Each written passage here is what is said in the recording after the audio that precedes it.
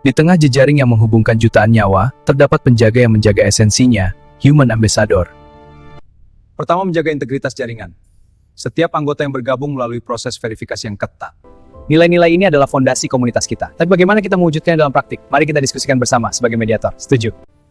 Memastikan setiap koneksi adalah manusia yang sah. Keempat, berkontribusi dalam pengembangan fitur dan layanan baru, meningkatkan nilai tambah serta pengalaman setiap pengguna.